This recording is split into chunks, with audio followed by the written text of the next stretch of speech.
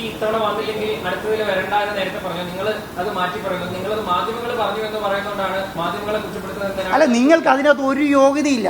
എന്തുകൊണ്ടാണെന്നറിയോ? നിങ്ങൾ ഈ ഒരു മിനിറ്റ് പറയുന്നത് അല്ല, പറയുന്നതിന് മുന്നേ തുടങ്ങുകയാണ്. ഒരു മിനിറ്റ്, ഞാൻ പറയുന്നതിന് മുന്നേ നിങ്ങൾ തുടങ്ങല്ലേ? ഞാൻ എന്താ പറയുന്നത്? എന്താ പറയണ്ടേ?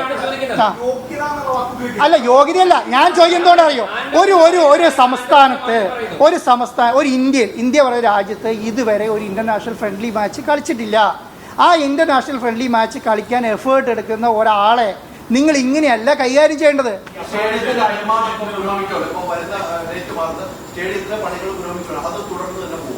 സ്റ്റേഡിയം കൊച്ചി ഇന്റർനാഷണൽ മാച്ച് നടത്തുന്ന രീതിയിലേക്ക് ഉയർത്തും. ഒരു ഡൗട്ട് ആ കാര്യത്തിനകത്ത് വേണ്ട. അത് എത്രയും പെട്ടെന്ന്. അതെ, നമ്മൾ 70 കോടി രൂപ കേരളത്തിലെ ഒരു സ്റ്റേഡിയത്തിന് സ്പെൻഡ് ചെയ്യുന്നത് എന്തിനു വേണ്ടിയിട്ടാണ്? ഫിഫ റാങ്കിങ്ങിലുള്ള ഇന്റർനാഷണൽ സ്റ്റേഡിയം ആക്കാൻ വേണ്ടിയിട്ടാണ്. എനിക്ക് തോന്നുന്നത് അതിനേക്കാളും കൂടുതലാവും എന്നുള്ളതാണ്. ഞാൻ വിചാരിച്ചപ്പം ഉണ്ടായിരുന്നതിനേക്കാളും കൂടുതൽ പണികൾ ഇവിടെ ഉണ്ട്. കാരണം എന്തുകൊണ്ടാണ്? സ്ട്രെങ്തനിങ്. നമ്മൾ സ്ട്രെങ്തനിങ് എന്ന് പറയുന്നത് നല്ല രീതിയിൽ സ്ട്രെങ്തനിങ് ചെയ്യണം. ഇത് 25 വർഷം പഴക്കമുള്ള സ്റ്റേഡിയമാണ്. പുതിയ റാങ്കിങ്ങിലേക്ക് ഉയർത്തണമെങ്കിൽ അതിൻ്റെ സ്ട്രെങ്തനിങ് നടത്തണം.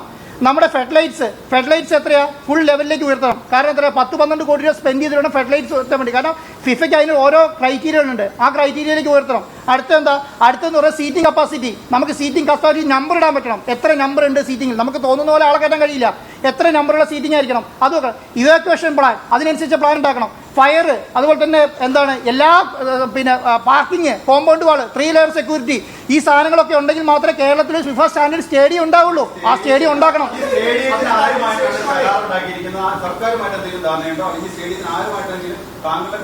എനിക്കിപ്പോൾ കരാർ തന്നിരിക്കുന്നത് എങ്ങനെയാന്ന് പറയാം. എന്നെ സ്റ്റേഡിയം ഏൽപ്പിച്ചത് ഫിഫ വിൻഡോയിൽ നവംബറിലെ മാച്ച് നടത്താൻ വേണ്ടിയിട്ടാണ്. GCD അല്ലേ, SKF ആണ്, കേരള സ്പോർട്സ് കൗൺസിൽ. GCDA SKFന് ഹാൻഡ് ഓവർ ചെയ്തൊരു സ്റ്റേഡിയം. SKF ആണ് നമുക്ക് ഈ മാച്ച് നടത്താനുള്ള പെർമിഷൻ തന്നിരിക്കുന്നത്. SKF ആണ് ഈ മാച്ച് കണ്ടക്ട് ചെയ്യാൻ ഏജൻസി. ആ ഏജൻസിയാണ് നമ്മളെ ഏൽപ്പിച്ചേക്കുന്നത്.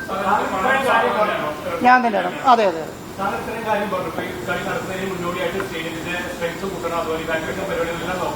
ഇതൊക്കെ ഇത് നമുക്ക് അറിയാം. പക്ഷേ ഇത്രയും കാലം പറഞ്ഞുകൊണ്ടിരുന്നത് ഈ കളി 10-17 വരെ നടക്കുന്നവരൊക്കെയാണ് ഉറപ്പിച്ചത്.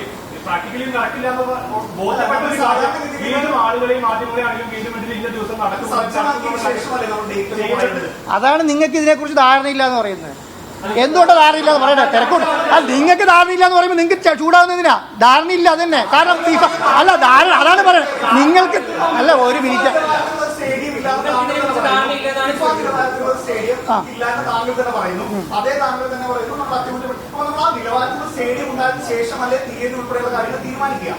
തീയതി തീരുമാനിക്കുന്ന അങ്ങനെയല്ല. അതാണ് ഞാൻ പറയുന്നത്. എന്താണെന്നറിയോ? ഫിഫ വിൻഡോയിലുള്ള സ്റ്റേഡിയത്തിന് അപ്ലിക്കേഷൻ കൊടുക്കുന്ന സമയത്ത്, ടയർ 1 ഫോം കൊടുക്കുന്ന സമയത്ത് നമ്മൾ ഈ Kochi international stadium, Jawaharlal Nehru international stadium എഴുതി കൊടുത്തതിന് ശേഷം അവരോട് നമ്മൾ ചോദിക്കും ഇന്ന കാര്യങ്ങളുണ്ടോ എന്നുള്ളത്. ആ കാര്യം പൂർത്തീകരിച്ച് ഡോക്യുമെന്റ് സബ്മിറ്റ് ചെയ്താൽ മതി.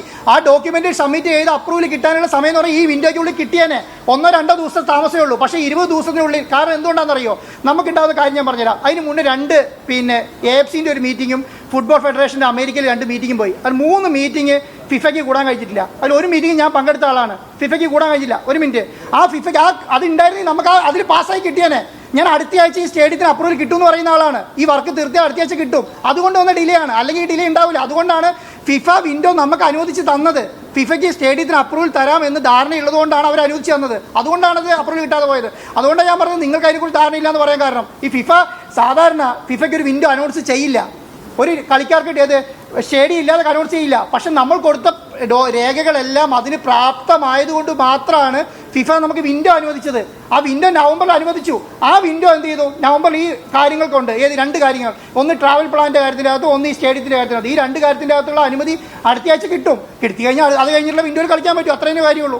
നിങ്ങൾ തന്നെ ഈ മെസ്സി ഇത്തവണ വന്നില്ലെങ്കിൽ അടുത്തതിൽ വരണ്ട എന്ന് നേരത്തെ പറഞ്ഞു. നിങ്ങൾ അത് മാറ്റി പറയുന്നു. നിങ്ങളത് മാധ്യമങ്ങൾ പറഞ്ഞു എന്ന് പറയുന്നതുകൊണ്ടാണ് മാധ്യമങ്ങളെ കുറ്റപ്പെടുത്തുന്നത്. അല്ല, നിങ്ങൾക്ക് അതിനകത്ത് ഒരു യോഗ്യതയില്ല.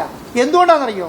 നിങ്ങൾ ഈ ഒരു മിനിറ്റ് പറയുന്നതിന് മുന്നേ തുടങ്ങുകയാണ്. ഒരു മിനിറ്റ്, ഞാൻ പറയുന്നതിന് മുന്നേ നിങ്ങൾ തുടങ്ങല്ലേ? ഞാൻ എന്താ പറയുന്നത്? എന്താ പറയണ്ടേ? അല്ല യോഗ്യതയല്ല, ഞാൻ ചോദിക്കുന്നതുകൊണ്ട് അറിയോ, ഒരു സംസ്ഥാനത്ത് ഒരു ഇന്ത്യ പറയുന്ന രാജ്യത്ത് ഇതുവരെ ഒരു ഇന്റർനാഷണൽ ഫ്രണ്ട്ലി മാച്ച് കളിച്ചിട്ടില്ല. ആ ഇന്റർനാഷണൽ ഫ്രണ്ട്ലി മാച്ച് കളിക്കാൻ എഫേർട്ട് എടുക്കുന്ന ഒരാളെ നിങ്ങൾ ഇങ്ങനെയല്ല കൈകാര്യം ചെയ്യേണ്ടത്.